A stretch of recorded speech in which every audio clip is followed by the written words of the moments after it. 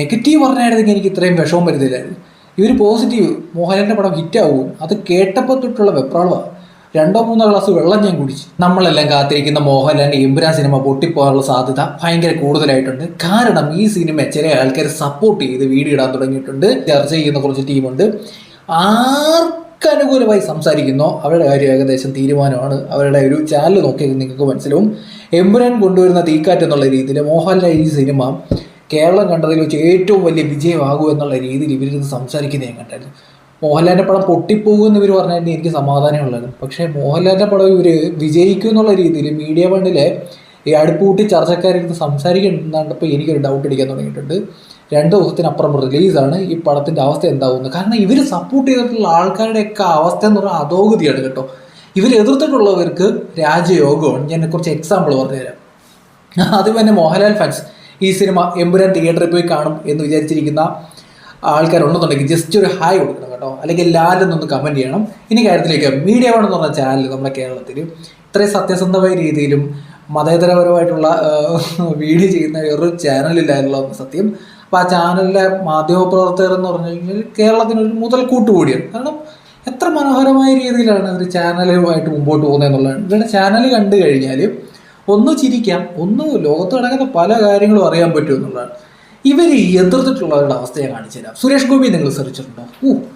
രാവിലെ ഉച്ചയ്ക്ക് വൈകിട്ട് നമ്മൾ ഈ ക്യാപ്സ്യൂൾ കഴിക്കുന്ന പോലെയാണ് ഇവർ സുരേഷ് ഗോപിയുമായി ബന്ധപ്പെട്ടുള്ള വീഡിയോ ഇടുന്നത്. ഇപ്പം മീഡിയ വൺ സുരേഷ് ഗോപി എന്ന് ജസ്റ്റ് നിങ്ങൾ സോഷ്യൽ മീഡിയ കയറിയിടുന്നു, ജസ്റ്റ് സെർച്ച് ചെയ്ത് നോക്കണം. അടുപ്പ് കൂട്ടി ചർച്ച ചെയ്തുകൊണ്ടിരിക്കുന്ന ഈ ടീമെല്ലാം കൊണ്ടിരുന്ന് സുരേഷ് ഗോപിയുമായി ബന്ധപ്പെട്ടുള്ള വീഡിയോ ഇടുന്നത് നിങ്ങൾക്ക് കാണാം. സുരേഷ് ഗോപി അതാണ്, സുരേഷ് ഗോപി ഇതാണ്, സുരേഷ് ഗോപി അവിടെ പോയി, സുരേഷ് ഗോപി ഇവിടെ വന്നു, സുരേഷ് ഗോപി ആ പെൺകുട്ടിയോട് ചെയ്ത് ശരിയാണോ, സുരേഷ് ഗോപി ചെമ്പ്, പിച്ചള, അലൂമിനിയം എന്നുള്ള രീതിയിൽ ഇവരിൽ നിന്നങ്ങ് സംസാരത്തോടെ സംസാരമാണ്. ഇവർ സംസാരിച്ച് ഇന്ന് സുരേഷ് ഗോപി കേന്ദ്രമന്ത്രിയാണ്. മനസ്സിലായി? ഇതാണ് ഇതിനകത്തെ കാര്യം എന്ന് പറയുന്നത്. ഇവർ സംസാരിക്കാൻ തുടങ്ങിക്കഴിഞ്ഞാൽ, ആരെങ്കിലും എതിർക്കാൻ തുടങ്ങിക്കഴിഞ്ഞാൽ അവർക്ക് വെച്ചടി കയറ്റം. ഉണ്ണിമുകുന്ദൻ്റെ ഒരു സിനിമ, ഉണ്ണിമുകുന്ദൻ പ്രധാനമന്ത്രിയോടൊപ്പം ഉണ്ണിമുകുന്ദൻ്റെ വിശേഷങ്ങൾ ഇരുന്ന് അടിയോടടി ബഹളമൊക്കെയായിരുന്നു. അവസാനം ഉണ്ണിമുകുന്ദൻ മാർക്കോ സിനിമയിലൂടെ പാൻറ് ലെവലിൽ എത്തിയിരിക്കുന്നു. ആർക്കും തടുക്കാൻ പറ്റാത്ത രീതിയിൽ പുള്ളിക്കാരൻ ഭയങ്കര ബിസിനസ്സുമായിട്ട് മുമ്പോട്ട് പോയി. ആര്? ഉണ്ണിമുകുന്ദൻ്റെ ഒരു സിനിമ ജയഗണേശൻ എന്ന് പറഞ്ഞ സിനിമയാണെന്ന് തോന്നുന്നു, ഇവരാണെന്ന് തോന്നുന്നു പറഞ്ഞു. ജയഗണേശൻ എന്ന് പറഞ്ഞ സിനിമ, അതിനകത്ത് ഈ സിനിമയുടെ എന്താ ഏത് ചുക്കാണ് ഉണ്ണാൻ പോയതാണെന്ന് അറിയാത്ത ടീമൊക്കെയാണ് സിനിമയെ ബന്ധപ്പെട്ട് ഉണ്ണിമുകുന്ദൻ ജയഗണേശ സിനിമയ്ക്കകത്ത് ഗണപതിയാണെന്നൊക്കെ പറഞ്ഞു വെച്ച് ഇവരാണെന്നാണ് എൻ്റെ ഒരു ഓർമ്മ കേട്ടോ. തെറ്റാണെങ്കിൽ ക്ഷമിക്കുക, പക്ഷെ ഇവരാണെന്നാണ് എൻ്റെ ഓർമ്മ. അമ്മാതിരി ടീമാണ്. പിന്നെ മാളികപ്പുറം, പിന്നെ ഞാൻ പറയണ്ടല്ലോ, മാളികപ്പുറം സിനിമ, പിന്നെ മേപ്പടിയൻ, ഉണ്ണിമുകുന്ദൻ്റെ അത് ഇതെന്നൊക്കെ പറഞ്ഞുകൊണ്ട് കുറേ ടീം ഇരുന്നിട്ട് കരയുന്ന കാണാം ഫ്ലോറിനകത്ത്. അങ്ങനെ ഒരു ചാനലൊക്കെ ഇരുന്നിട്ട് എമ്പുരാൻ സിനിമ കേരളത്തിൽ വേറെ ഒരു ലെവലിലേക്ക് എത്തിക്കാൻ പോവാണ്, മോഹൻലാൽ അതാണ് ഇതാണെന്നൊക്കെ പറഞ്ഞുകൊണ്ട് വീഡിയോ ചെയ്യുന്ന കണ്ടപ്പോഴേ എൻ്റെ നെഞ്ചിടിക്കാൻ തുടങ്ങിയിട്ടുണ്ട്. അടുത്തെന്ന് പറയുന്ന നേരത്ത് ഇവരുടെ ഒരു ചാനൽ നോക്കിക്കഴിഞ്ഞാൽ കേരളത്തിലെ ചാനലായിട്ട് നമുക്ക് ഫീൽ ചെയ്തില്ല. ഹമാസ് ഡയറക്റ്റ് നടത്തുന്ന ഏതാണ്ട് ചാനലായിട്ട് തോന്നും. ഇസ്രയേൽ ഈ ഹമാസ് വിഷയം ഉണ്ടായിരുന്നല്ലോ, സത്യത്തിൽ ഇത് ഞാൻ സംസാരിക്കാത്തൊരു വിഷയമാണ്. ഈ മലയാളികൾക്ക് എന്തോന്ന് ഹമാസ്, ഇസ്രയേൽ, ഫലസ്തീൻ, നമ്മുടെ മാമനും അച്ഛന്മാരും എല്ലാവരും ഉണ്ടോ ആരെങ്കിലും? എനിക്കറിയാൻ വയ്യ. ഇവിടെ കുറേ മലയാളികൾ ഇരുന്ന് ഹമാസ്, ഫലസ്തീൻ എന്ന് പറഞ്ഞുകൊണ്ട് ബഹളം. ഇസ്രയേൽ പിന്നെയും കുറച്ച് മലയാളികൾ ജോലി ചെയ്യുന്നതെങ്കിലും പറയാം. നമ്മളുമായിട്ട് ബന്ധപ്പെട്ട് കുറച്ച് ആൾക്കാർ പോയി ജോലി ചെയ്യുന്നൊരു സ്ഥലമാണ് ഇസ്രയേൽ. നമുക്ക് അങ്ങനെ വേണമെന്നും പറയാം. ഇസ്രയേൽ കുറച്ച് മലയാളികൾ ജോലി ചെയ്യുന്നു. ഫലസ്തീനിൽ ഏത് മലയാളി ജോലി ചെയ്യുന്നേ? ഞാൻ കണ്ടിട്ടില്ല. ഒരു 10 മലയാളികൾക്ക്, 10 ഇന്ത്യക്കാർക്ക് ഫലസ്തീനിൽ ജോലി ചെയ്ത് ജീവിക്കുന്നു. എന്നാൽ ഇവിടെ കുറേ മനുഷ്യന്മാർ കേടുന്ന് ഹമാസ്, ഫലസ്തീൻ എന്ന് പറഞ്ഞ് ബഹളം, ആനപ്പുറത്ത് കൊണ്ടുവരുന്നു ഇവരൊക്കെ ആരാ? ഇവർക്കൊക്കെ കേരളത്തിൽ എന്തോ കാര്യം? നമ്മളോട് എന്തെങ്കിലും ബന്ധമാണ് പോട്ടെ, വല്ല UAE-ലോ സൗദിയിലോ ഒക്കെ ആണ് ഈ പ്രശ്നം നടക്കുന്നത്. പിന്നെയും പറയുമായിരുന്നു നമുക്ക് 10 പേർക്ക് ജോലി കിട്ടുന്ന നാടാണ്. നമ്മുടെ നാട്ടിൽ ഇന്ന് കാണുന്ന ഒരു അവസ്ഥയിലേക്ക് എത്തിച്ചത് ഈ ഗൾഫ് രാജ്യങ്ങളൊക്കെയാണ്. അവിടെ ഒരു പ്രശ്നം നടക്കുകയാണെന്നുണ്ടെങ്കിൽ നമുക്കൊന്ന് സപ്പോർട്ട് ചെയ്യുന്നുണ്ടോ, അല്ലാന്നുണ്ടെങ്കിൽ അവരുമായി ബന്ധപ്പെട്ട വിഷയങ്ങൾ ഇടയ്ക്കിടയ്ക്ക് സംസാരിക്കുന്നുണ്ടോ, കുഴപ്പമൊന്നുമില്ല. ഇവിടെ കുറേ എണ്ണം തണ്ണിമത്തങ്ങ പൊട്ടിച്ചിട്ട് അത് കാണിക്കുക, തണ്ണിമത്തങ്ങയായിട്ട് അവിടെയും പോവുക ഇവിടെയും പോവുക. എന്ത് കാര്യമോ?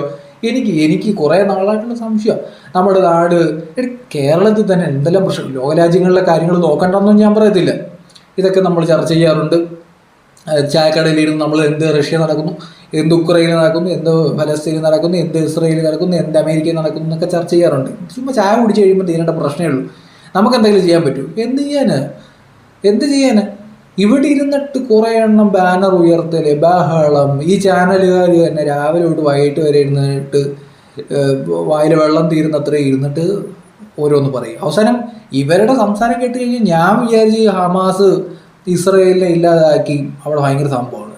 വേറെ ചാനൽ വെച്ച് നോക്കുന്നേരത്ത് ഹമാസിൻ്റെ അവസ്ഥ എന്താണെന്ന് നമുക്കറിയാം. ഇവരുടെ ചാനൽ നോക്കിക്കഴിഞ്ഞാൽ പോരാളികൾ വിപ്ലവം എന്നൊക്കെ പറഞ്ഞുകൊണ്ട് ഇരുന്ന് അടിക്കുന്നതാണ്. എന്ത് കാര്യമാണ് എനിക്കറിയത്തില്ല. ഇവർ ഇപ്പം ഈ ടീമാണ് ഞാൻ പറഞ്ഞല്ലോ, ഇവരാരെ സപ്പോർട്ട് ചെയ്യുന്നു അവരുടെ കാര്യം പോക്ക. അതിൻ്റെ ഉദാഹരണമാണ് ഹമാസ് പോലുള്ള സംഘടന കേരളത്തിലിരുന്ന് എന്തോ സപ്പോർട്ടായിരുന്നറിയും. പോട്ടെ, എതിർത്താലോ? സുരേഷ് ഗോപി കേന്ദ്രമന്ത്രി, ഉണ്ണി മുകുന്ദൻ സൂപ്പർ സ്റ്റാർ. ഇപ്പോൾ ഇവരാകെ കൂടി ഇപ്പം ചെയ്തു വെച്ചിരിക്കുന്ന കലാപരിപാടി എന്താണെന്ന് വെച്ചാൽ മോഹൻലാലിൻ്റെ പുതിയ പടമായിട്ടുള്ള എമ്പുരാന് പോസിറ്റീവ് കൊടുത്തു. എനിക്ക് അത് ആലോചിക്കുമ്പോഴാണ് എനിക്ക് ടെൻഷൻ. നാളെ 27-ാം തീയതി രാവിലത്തെ ഫസ്റ്റ് ഷോ കഴിയുന്നവരെ എനിക്ക് ടെൻഷൻ. ഞാനൊരു മോഹൻലാലിനെ ഇഷ്ടപ്പെടുന്ന ഒരാളാണ്, മോഹൻലാലിൻ്റെ തിരിച്ചു വരാൻ ആഗ്രഹിക്കുന്ന ഒരാളാണ്. ഇവിടെ മോഹൻലാൽ എന്ന് പറയുന്നത് ചില ആൾക്കാർ ഭയങ്കര ചൊറിച്ചിലും ബഹളമൊക്കെയാണെന്ന് നമുക്കറിയാവുന്ന കാര്യം ഇതൊക്കെ. ഇതിൻ്റെ ഇടയ്ക്ക് ഇവർ വന്നിട്ട് നെഗറ്റീവ് പറഞ്ഞായിരുന്നെങ്കിൽ എനിക്ക് ഇത്രയും വിഷമം വരുന്നില്ലായിരുന്നു. ഇവർ പോസിറ്റീവ് മോഹൻലാലിൻ്റെ പടം ഹിറ്റാവും, അത് കേട്ടപ്പോൾ തൊട്ടുള്ള വെപ്രാളമാണ്. 2-3 ഗ്ലാസ് വെള്ളം ഞാൻ കുടിച്ച് ആ ഒരു അവസ്ഥയിലാണ് ഞാനിരിക്കുന്നത്. എന്തായാലും മോഹൻലാലിൻ്റെ പടം നാളെ കാണാൻ പോകുന്നവർ ജസ്റ്റ് ലാലെന്ന് കമൻറ്റ് ചെയ്യണം കേട്ടോ.